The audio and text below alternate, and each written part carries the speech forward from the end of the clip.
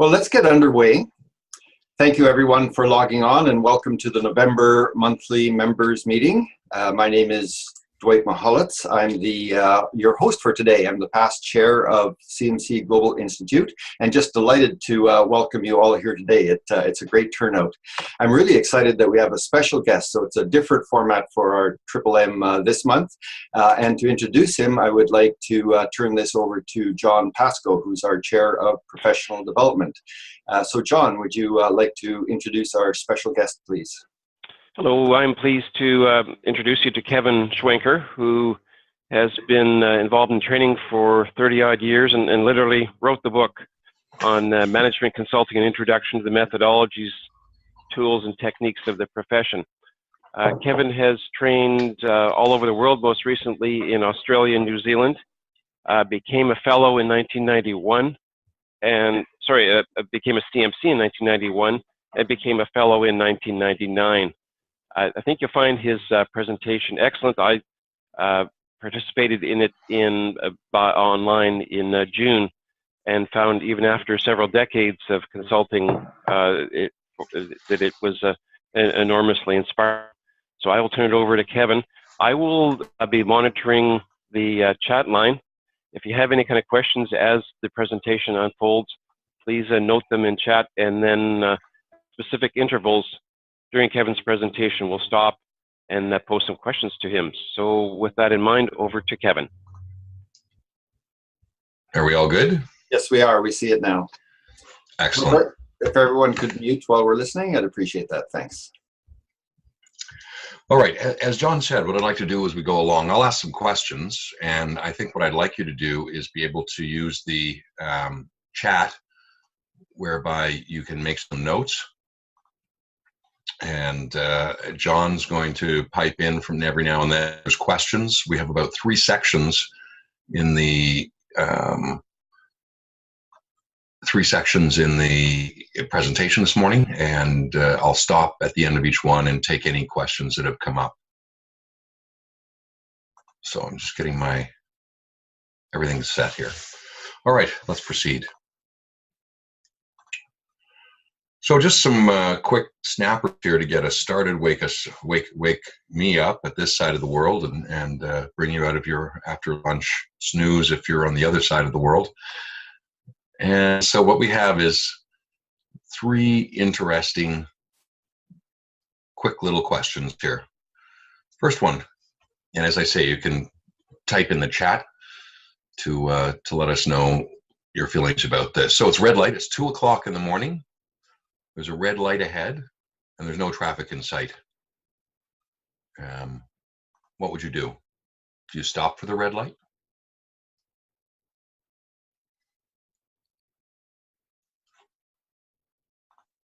Sorry, this is where you all participate. Sarah G, stop. Harold, stop. You're welcome to chime in by voice as well if you like.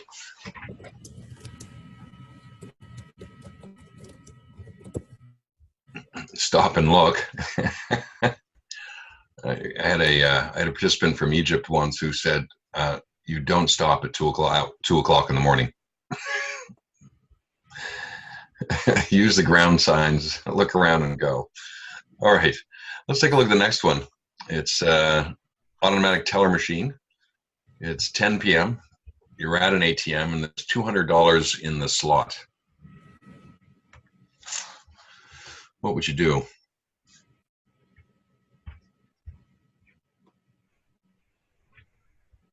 Again, feel free to chime in, unmute yourself, or type a message.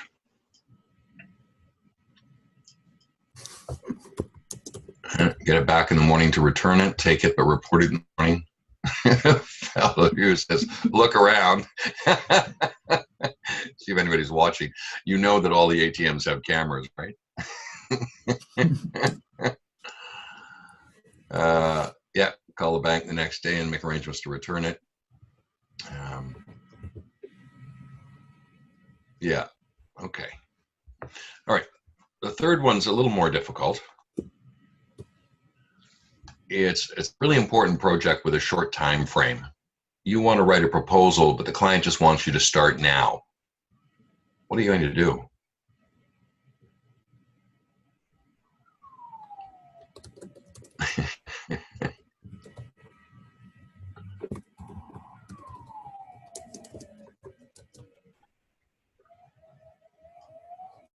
So if you'd feel better by speaking to this one, because it's a little more complicated.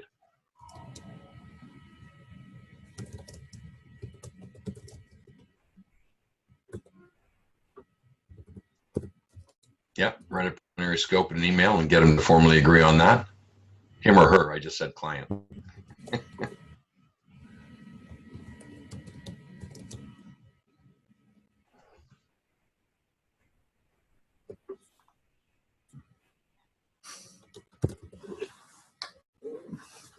Yeah, write a short proposal. I have to fix the scope and budget and so on. Absolutely. Those are some of the, there's 3 or 4 key things that that we need. Let me see if I got text here. Under most codes of conduct, management consulting conduct, there are 4 things that we have to do: is purpose and scope, which are the objectives, deliverables, and timeline, or sometimes we call it methodology deliverables. The third one is the cost. Maybe that's the final one. Qualifications, and of course the price. And that can all be written out in a simple, what we call a letter of agreement, or an LOA. That can be a simple page, and you get it off to the client and hit the deadline as quickly as possible. And you can just send it over. They don't even need to sign it. You just say, as soon as you pay me $1,000, I'll get started, and away we go. So there you are. You guys did really well on those. Let's carry on.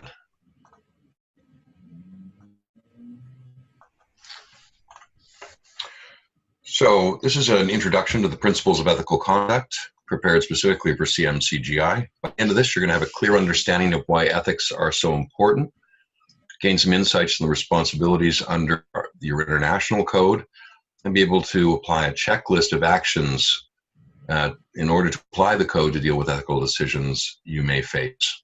As I say, there's 3 segments. So why is ethics important? What are our responsibilities under the code? Making ethical decisions, and some parting thoughts. Here's a few rules for the line. Try not to multitask. Mute yourself to reduce background noise, which you guys have all done perfectly. Take good notes. Participate actively. Any questions you may have, as I say, type them in the chat box. John's going to collect those and stop me every now and then. We're finished on time.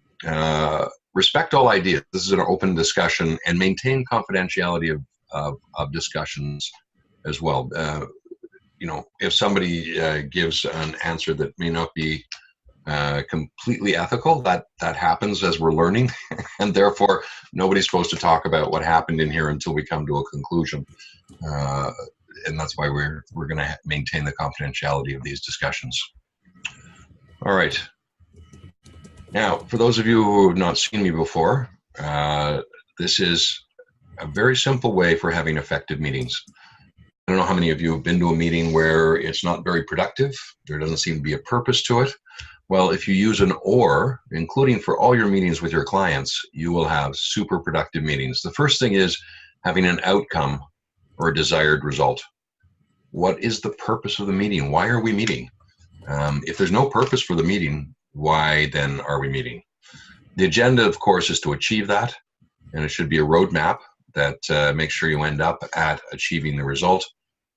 The roles, whoops, sorry about that. The roles are a little bit more sophisticated than facilitator and participants. It's about having the stakeholders in the room that are required to make the decision. So if there's a financial portion of the decision that needs to be made, the CFO should be there, or whoever is in charge of the money should make sure that they're in the room. And otherwise, you can't reach a decision. And finally, a few rules, norms of behavior to ensure effectiveness and efficiency. Those are there's different rules for like a brainstorming meeting than for a teleconference. And it's good to just have those to make sure things move along in an efficient and effective manner and that you achieve your outcome. So if you learned nothing else today, please take this and use it. It's one of the most, one of the biggest takeaways most people, and whenever they finish one of my workshops, I always talk about, I'm going to have more effective meetings. All right, I want to take a quick run through, and if everybody just wants to jump in with a word or two, why are ethics important?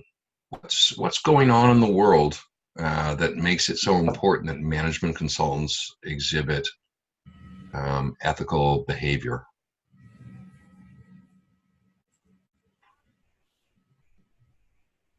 So you're welcome to type or jump on and say a few words about why you think it's important.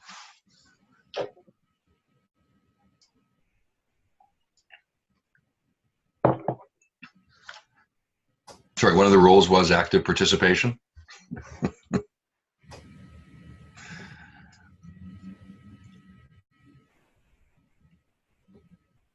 Anyone? I'd say ethics defines the rules of behavior under any kind of relationship. Okay, but why is it important right now? What's going on in the world that puts a spotlight on ethics?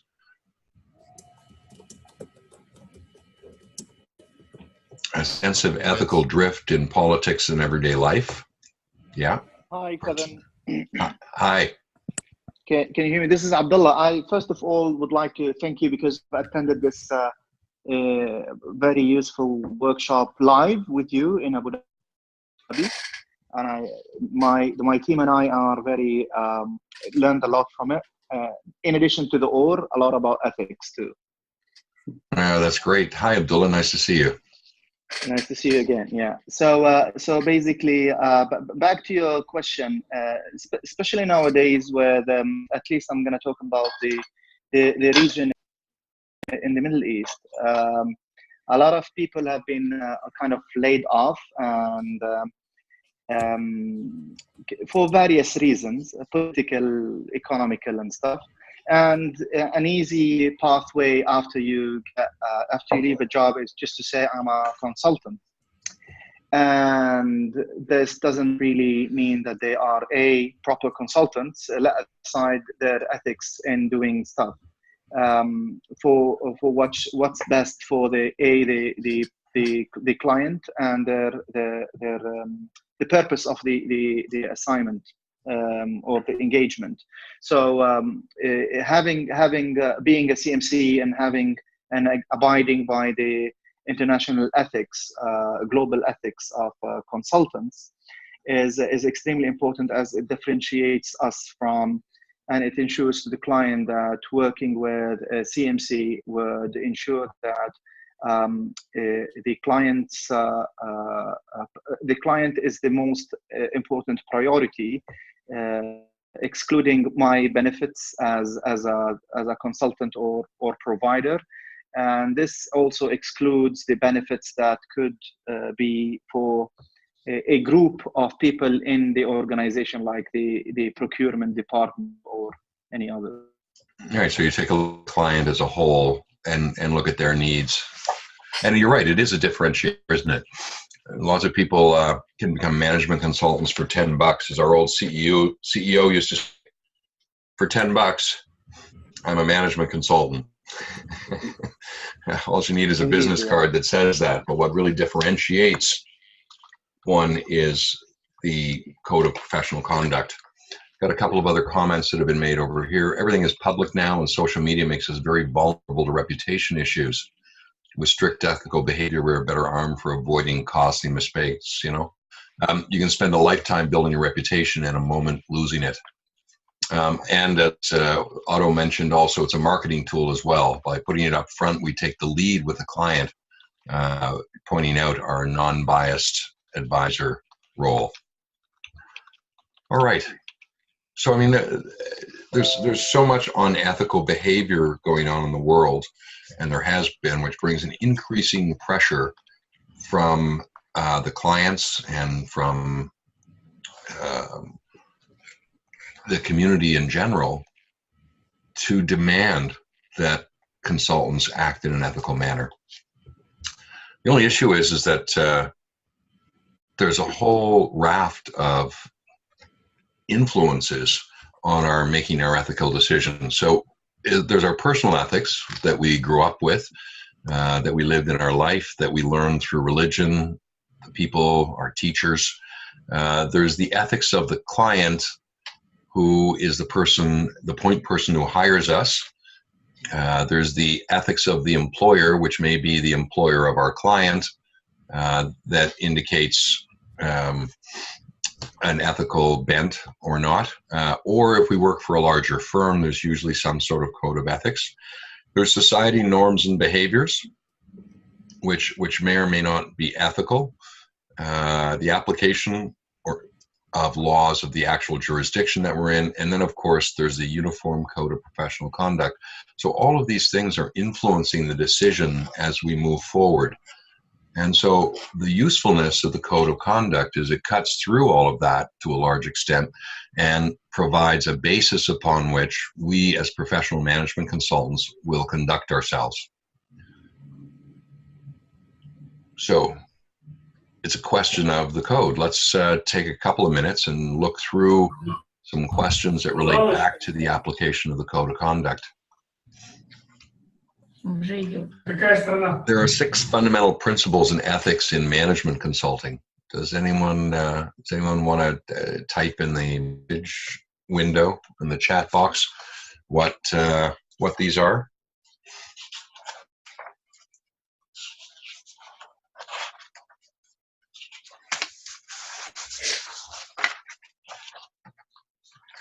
Not all 6, just pick one.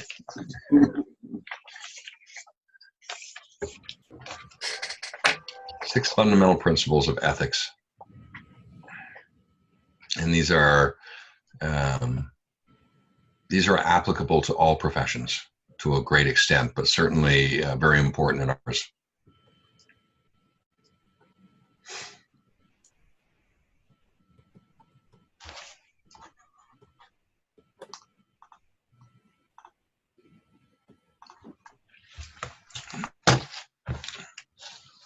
Anyone want to start with one? I can't remember the principles at this point.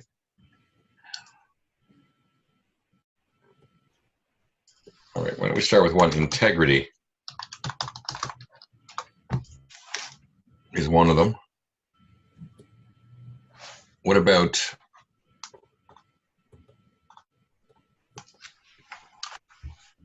what's one of the key principles of an external, I mean, why would you hire an external consultant? What do we got? We've got that arm's length relationship to the organization, which ensures what? Objectivity. Objectivity. Absolutely. Kevin, I also noted honesty is one, and the... that's certainly a key part. That's a key part of integrity. Truthfulness, honesty. Well, another one is we bring in a certain level of professional competence, clearly, and also due care in the way we focus on our clients, as Abdullah so clearly brought out. Another one is confidentiality, the confidentiality of the conversations between us and our clients, which also extends down to us and our the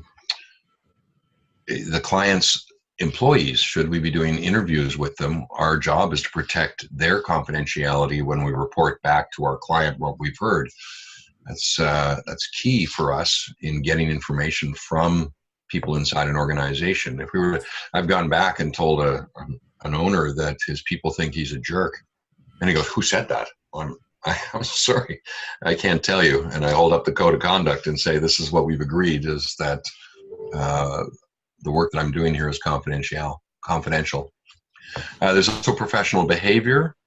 And of course, the other thing is we bring in our technical standards and expertise to apply to a position as a management consultant. So those are the 6 fundamental principles that underlie all ethics. and specifically our ethics management consultants.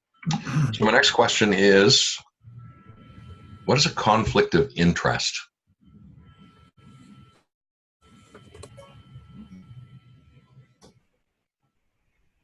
Somebody describe to me a situation or their interpretation of conflict of interest?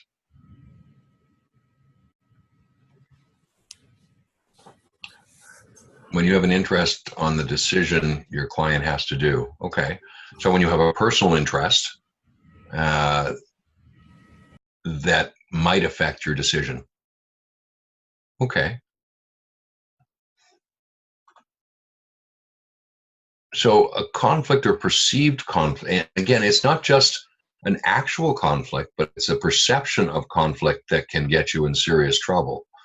If you have a direct or indirect pecuniary, which is money or property or a reward that will go to yourself, to either your person or your family, which in a decision being made, which should be and needs to be made objectively, free from bias, and in the best interest of the client only. So how do we handle a conflict of interest?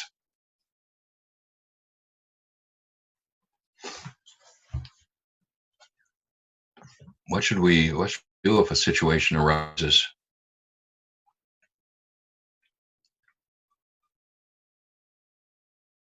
I see Sergi typing there.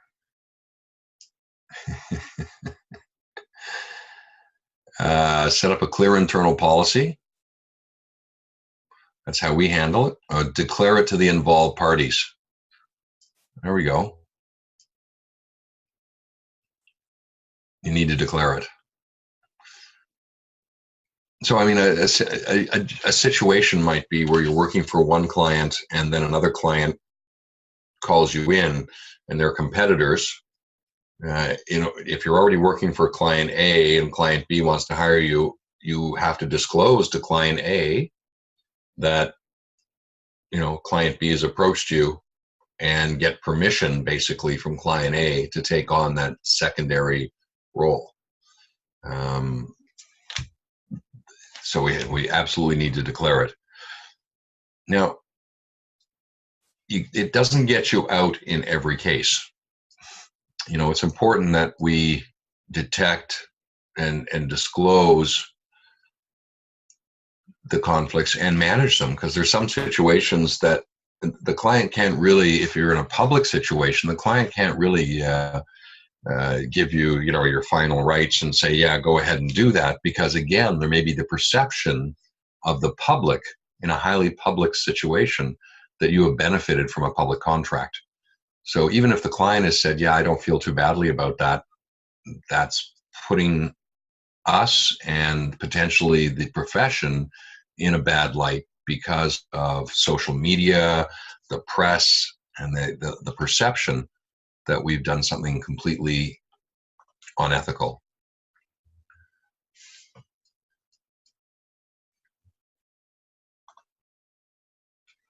And that's my second point.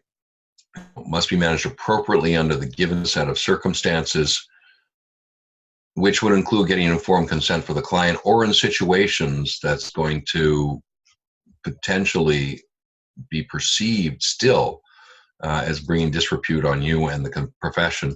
We need to withdraw from the engagement. Now I see Otto wrote, we sell operational services and sometimes our advice regards something that could be done by a third party, or we could also provide those services. So we disclose up front with the client and be extremely careful in the method for the decision, and the clarity and perception on the client about the bias, and ensuring that we're unbiased in the presentation of the facts. All right, that's excellent. That's exactly, I mean, if you're an IBM consultant, for example, I'm sure that you need to disclose to the client that it's probably going to be an IBM solution that you're presenting, and you allow them to make that decision. All right. So what are the key responsibilities that we have under the CMC GI Code of Professional Conduct? And so this is actually the literal code that we have in CMC GI.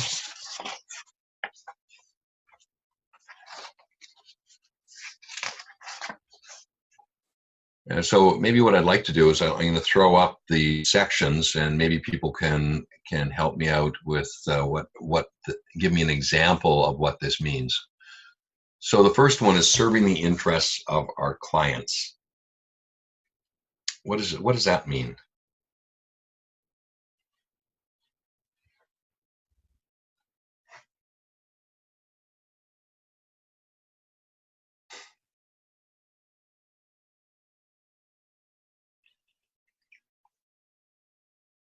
Understand their needs and deliver against those needs.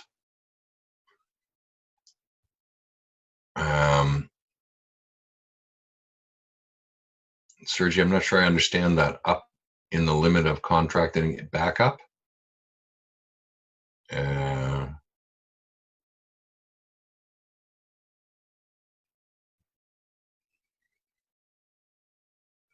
Does that mean don't take too many contracts on? Oh, backup in the limit of contract and engagements.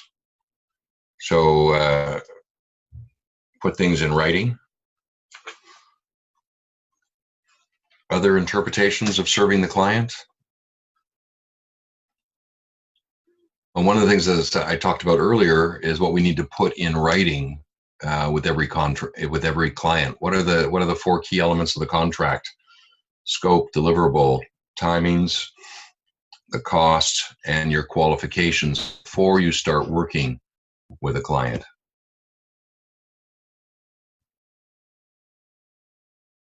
Keeping the client informed throughout the assignment, on the assignment progress.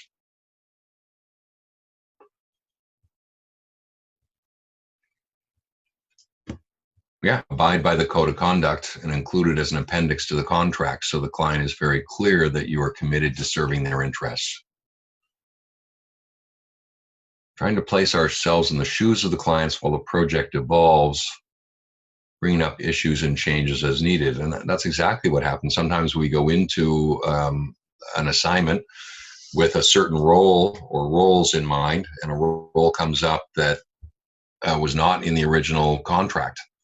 What do we need to do? We need to take a time out and discuss it with the client and put it in writing, the implications of this new role and if there's any cost to it. And that protects us as well, because I know when I first started consulting, scope creep just about killed me. I was working for about $1.98 an hour on some of my projects because the client would say, well, can you just do, it's just a small thing. It's just, and then it just sort of grew.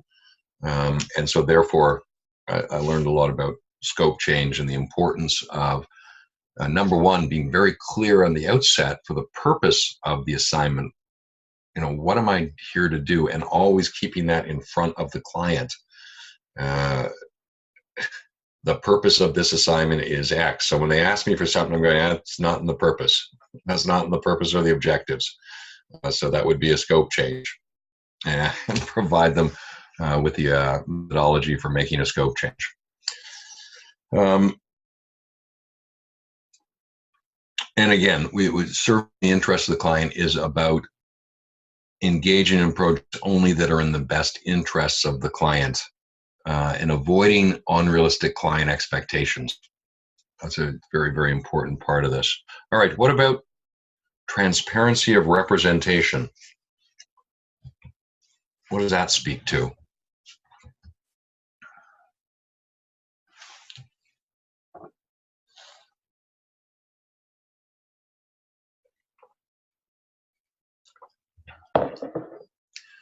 In the business of trust, and sometimes the client does not understand what he needs. So the most important thing is the reality and perception of the client that what we're doing is on the best for them.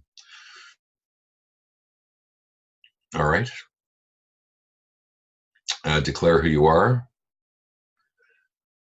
Oh, you don't recognize the term in English. Transparency, which means openness and clarity in the manner in which we represent ourselves to the client.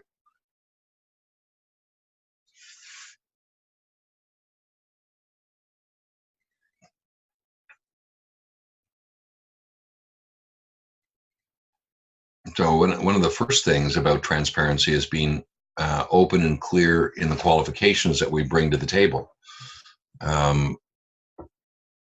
In other codes of conduct, it says that we will only take on assignments for which we have the knowledge, skills, and abilities to do the work.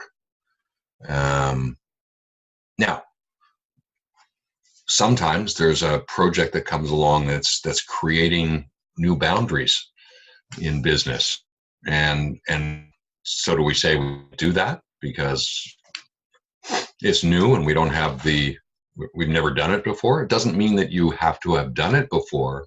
What it means is that you have to have the knowledge, skills, and abilities to plan a professional assignment and carry out and obtain results for the client. And that's really important. So, for example, if you're an HR consultant or your specialization is HR as a management consultant or human capital, and you're working in the oil fields, can you work in a service industry? What would you say to that? It's a different industry.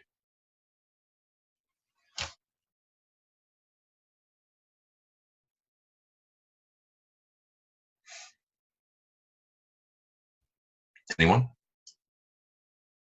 Do you take the job? Do you not take the job because it's in a different industry?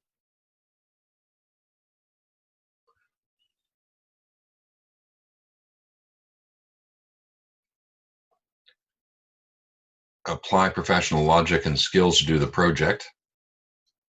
Disclosure to the client so he knows that this is a first. As long as the client is okay with that because of the trust we have gained, it's okay.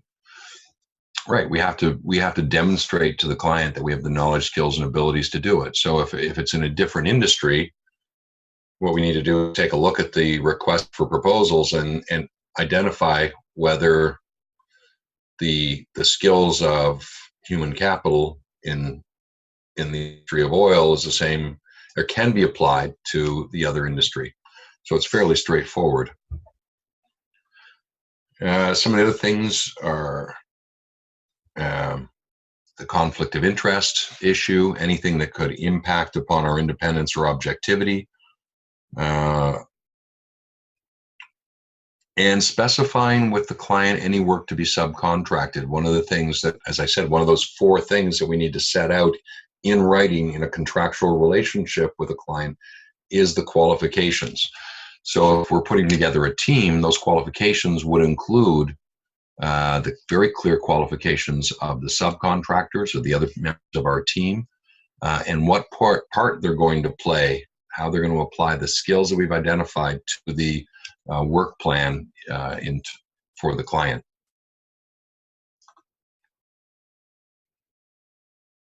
Professional behavior. What are some of the issues of professional behavior?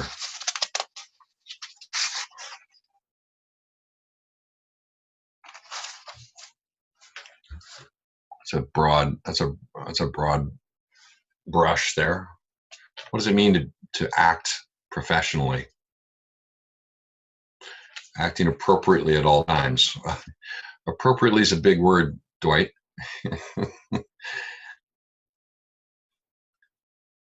And when a client is unprofessional in some manner, don't get dragged into it. And there are times when we have to fire our client because they have asked us to engage in unprofessional behavior. I mean, is the client always right?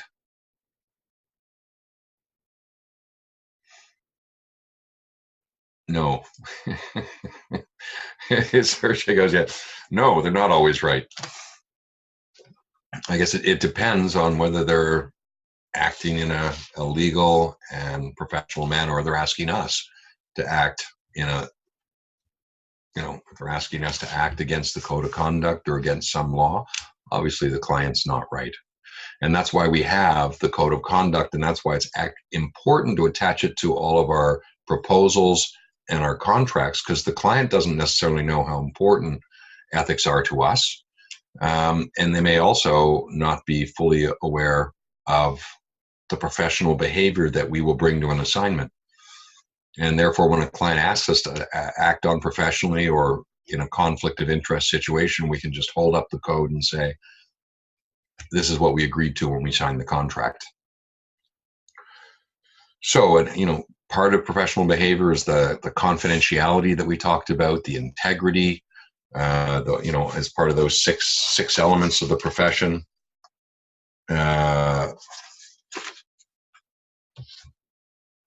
Not taking advantage of personal information that's provided to us. Acting with courtesy and respect to all clients, employees, and professional colleagues.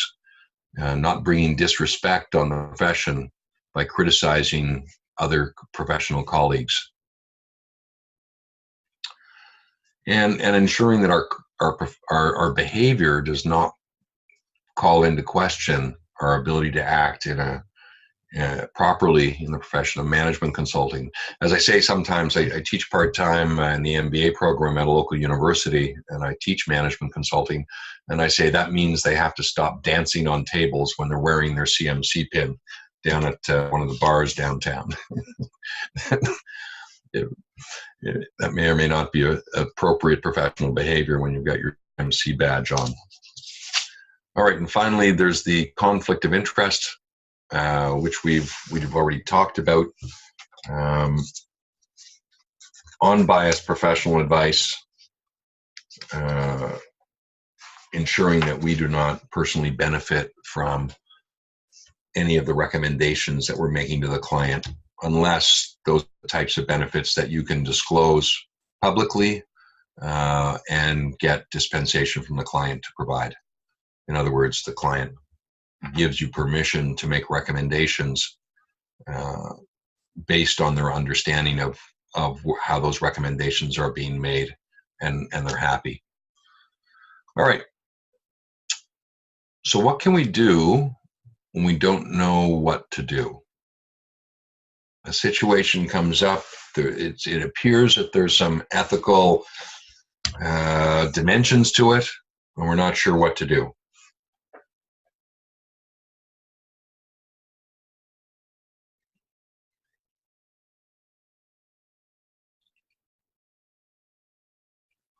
Yeah, review the relevant aspects of the code.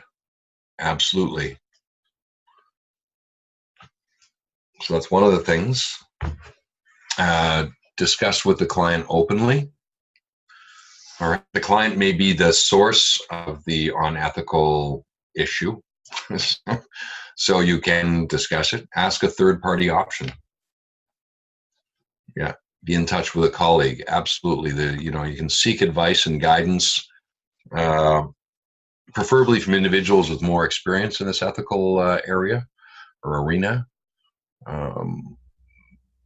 Back around the turn of the millennium, CMC Canada would often get questions about ethical issues, and they were farmed out to one of my colleagues and I, who would provide interpretations of the code of conduct back to the individuals who'd asked CMC Canada.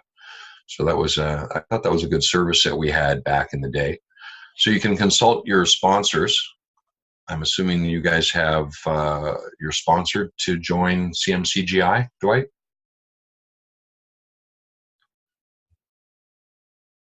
Somebody brings you in? Yes, and we have mentors. Okay, so you can consult with those. Other senior CMCs and FCMCs, and/or write to your institute who can help you. Consult a tax expert or a tax specialist, an IT expert. That sometimes these things are is useful to go outside of our profession and find others who have particular expertise in the question at hand. And finally, document the steps that you took and all the discussions that have taken place. If a situation should arise where the client complains about your ethical behavior, our working papers are proof of a project done professionally and ethically. So it's very important that we keep those working papers in order, and if a particular ethical issue has arisen, that we document those steps very clearly so that you can prove that we acted in the most ethical manner possible. And finally, you can consider the checklist that we're going to discuss next. I'm going to take a quick break and see if anyone has any questions at this point.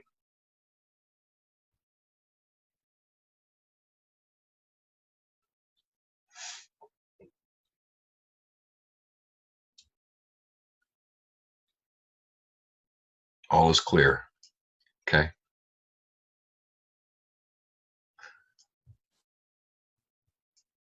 So far, so good. Okay. So here's a useful checklist for making ethical decisions. And I think, before we get into this checklist, what we need to do is gather the information and identify the options in front of us. Ethical options, unethical options, just to be clear on what's on the table. And then you can take those alternatives or options and run them through this checklist. And of course, even though this is in our code of conduct, it's a very basic check. Will my action be legal? And it's very important. I mean, I work all over the world, so it's very important that I'm clear on the legalities of the country that I'm working in, because it's applicable law of wherever we are performing our services. So will my action be legal? And of course, does it comply with the code of conduct?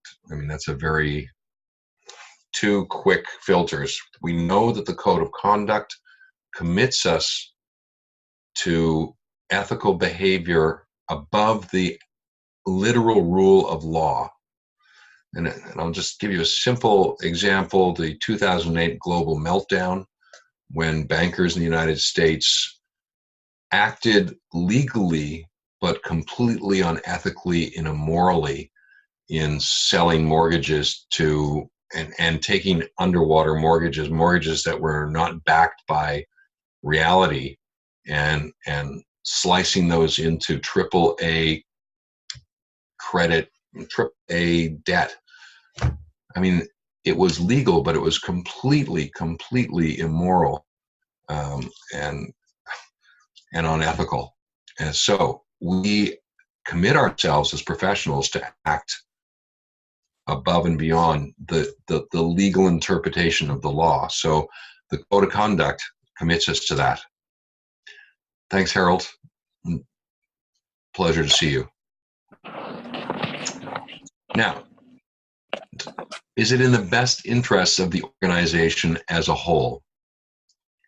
So we're not just working for the client who signs the contract, but we have to take into consideration the organization as a whole. I've had people in departments who wanted me to come up with plans to make their department larger so they'd have more power and more employees.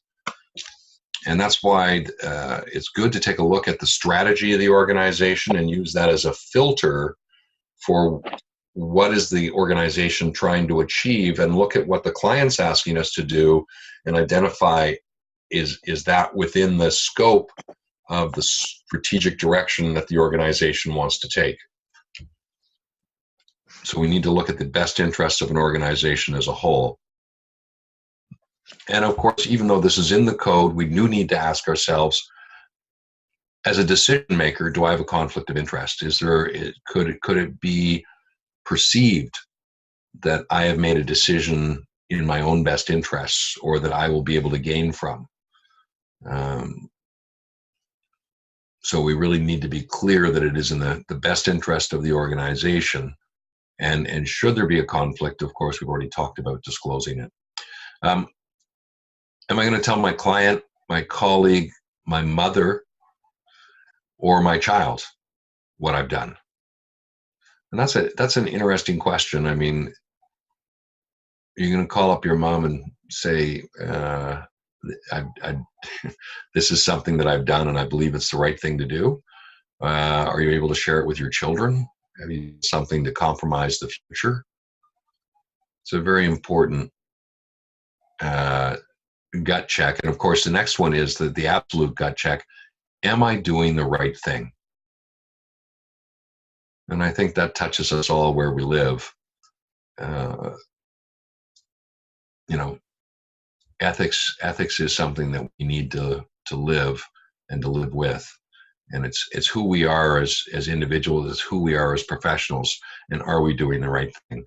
And then finally, can I justify my chosen course of action, which is why I talked about writing it down and documenting the steps that you took in order to ensure that the chosen course of action is ethically sound. Sometimes in our countries, the law does not necessarily have a well-defined ethical or unethical behavior or even the action covered. So in this case, I try to think, if there were a probe on my client in the paper and they're exposed how our project was handled, would I be comfortable with that? A really good point. That's the bottom line. You know, we have the code of conduct, which can give us pretty clear guidelines of how to act ethically. But then you're right. We have to take a gut check and say, if this were published in the paper tomorrow, how would it look? How would it reflect on us? How would it reflect on our client?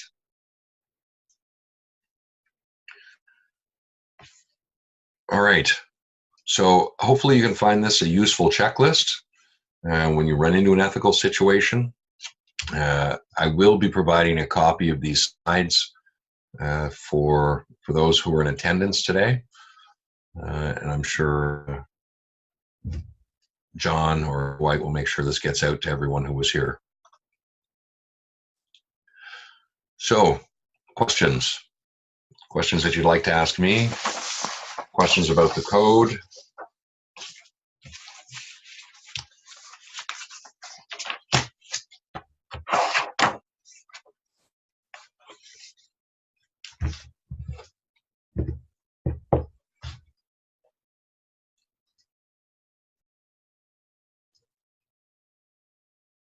Oh, Dwight just informed me that we'll make sure that you get a copy of the slides together with a recording or access to the recording. What are your boundaries that you would never allow to be crossed? Thanks, John. Excuse me. Wow. It's interesting. I had an ethical situation years ago. I was very successful in working with a particularly large government department, and they knew that anytime my signature went on a proposal, it would get funded. I mean, I had that sort of relationship with this department. And I was asked if I would put my name to someone's proposal. The government wanted to give this person money because I guess they were told to by their political masters. And in order to get it through the approval process, they asked me if I would put my name on the proposal. And I didn't have to do anything. They'd pay me $5,000. And I said, absolutely not. If I'm not doing this project, I know this person that well. And certainly from what I'd seen of this person, I was concerned about their abilities to fulfill the contract. So I absolutely refused to put my name on that proposal. So there's situations like that. I mean, that's a boundary I would definitely not cross. Anyone else had an ethical situation that put them in a very uncomfortable position and they just stuck by the code of conduct that you want to share? Certainly unmute yourself and jump in the conversation, please. We have a few more minutes.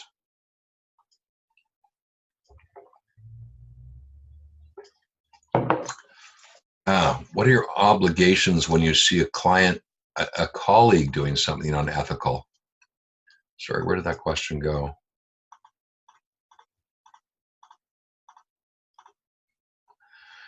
Now, I don't think that's actually covered off in the CMC GI Code of Conduct. But in Canada, under our responsibilities to the profession, we have responsibility to report on ethical conduct by a colleague.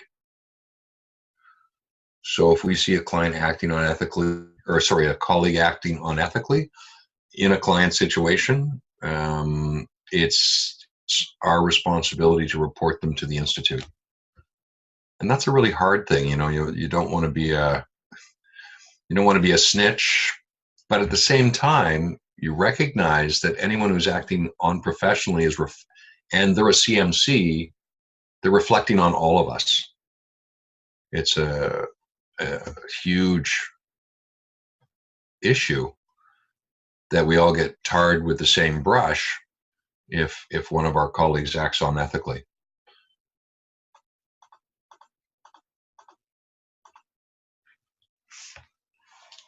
Okay, I've been reading for a while on how profession is evolving, integrated service that bring consulting operations and technology, which usually bring software. So you are orchestrating a solution.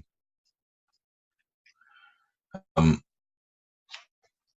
that's a really good point. Some consulting processes are really just sales processes, aren't they?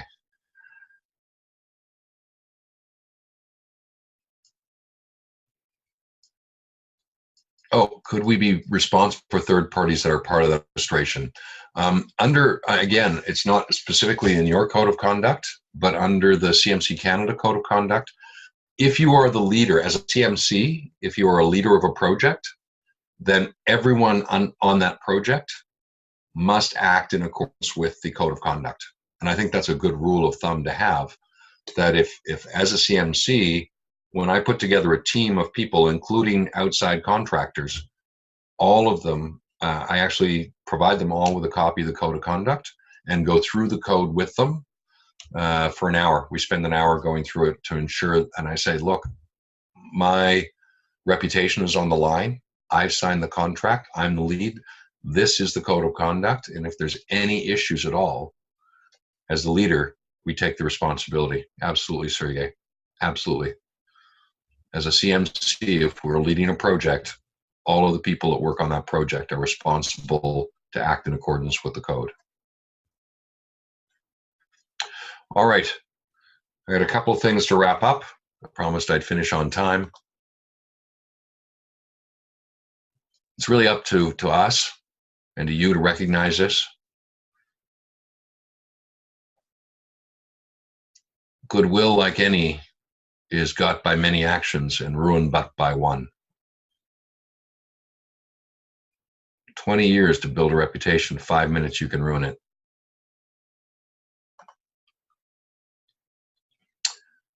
And if you build that foundation, both the moral and the ethical foundation, as well as the business foundation and the experience foundation, sort of like a three-legged stool, if any one of those stool legs is missing, the stool will not stand up, fall over. The building won't crumble if you've got a solid foundation. So, just to share with you, I understand that it's required that everyone take a course in ethical conduct. This is not the course. This is an introduction to the course. We have one coming up on November 27th, 28th, 3 hours each day. So it's around a 5-6 hour course, which requires active involvement of those participants that are on the course. And you can register at that location. And that'll be our first. We'll be offering these on a regular basis over the next year in order to ensure that all of the members of CMC GI are able to take the program. And so that's the moral and ethical foundation of your work. And then to build your business foundations, you need a proven, repeatable, professional process methodology and the tools and techniques to make it work with any client. I often speak about having the right tool in the right situation in order to get to the heart of your client's issue or situation or problem or manage a facilitation. And it's that body of tools that we bring and the experience that we gain in using them, that will allow us to be as successful as a management consultant. So it's good to understand the consulting process and the methodology and the tools and techniques that go along with each one of those segments. So there is a course in January. Next member meeting, I'm actually going to give a brief overview of the 5 stages in the consulting process. So I'll look forward to working with those who will sign up for that. And John just made a note, for the ethics program, there is a mandatory post-course exam with a number of questions that need to be answered. So it's not just about taking, sitting through an ethics presentation and participating. It's actually about being able to apply an interpretation of ethics to a series of questions.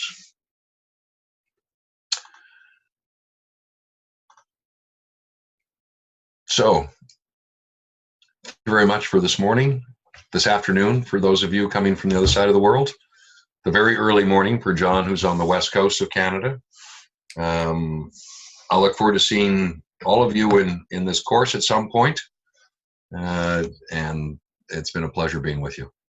Well, thank you very much, Kevin. It's Thanks on for behalf of all of us, I would like to hang in there a few times and you jumped in with a thank contribution. you very much, Kevin.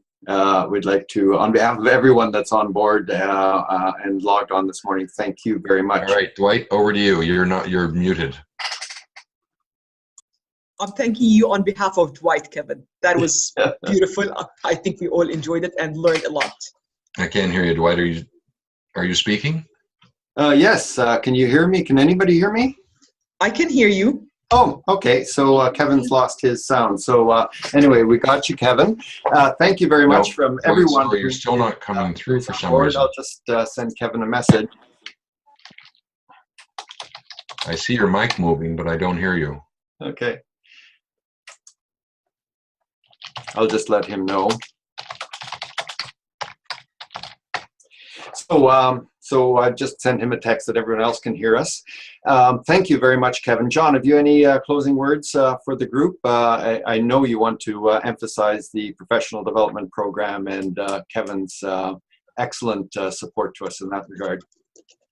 No, other than to reinforce that the completion of the ethics course is mandatory as set by the CMC Global Institute Board of Directors. There is a need for everyone to complete the course by June of 2018. We will try to make it as accessible as possible to you online. Strongly recommend it for more than the reason that it's mandatory. It's really a useful refresher for those, as I mentioned in my introduction, who've even been consulting for decades. And similarly, the essentials, the fundamentals of management consulting, very worthwhile from the perspective of just reinforcing those techniques and methodologies and so on that we gained in pursuing our CMC designation. This is a lifetime professional commitment, so would strongly encourage you to pursue the ethics as well as fundamentals courses online. Thank you, John. That's very well said. I would only add that this is something that is attention to our parent body, which is the CMC-Global, and working with all of our institutes, they've recently passed policy to strengthen our professional development and our recertification program, and that's something all of us should embrace, because it means any CMC anywhere in the world, we can be even more happy about how well qualified they are, and that in fact they're keeping the qualifications up to date. So becoming a CMC isn't a one-time thing, it is an ongoing commitment to keep our profession at the highest level possible. So thank you for that again, Kevin. It was very interesting, and I know it's just a teaser to the full 6-hour program, and that essentials course is very highly recommended and is presented to our colleagues around the world, and would be very helpful to us in our own professional development. So that brings us to the top of the hour. Thank you everyone for logging on and for this special members monthly meeting. And we will be sending around copy of the slides that Kevin will present to us and a link to the recording of this video. And I look forward to seeing you at our next members monthly meeting and the special webinars that we may have coming forward. So thank you very much, everyone. Have a great rest of your day, whatever time zone you're in. All right. Thank you very much. Thank you. Bye. Thank you, everyone.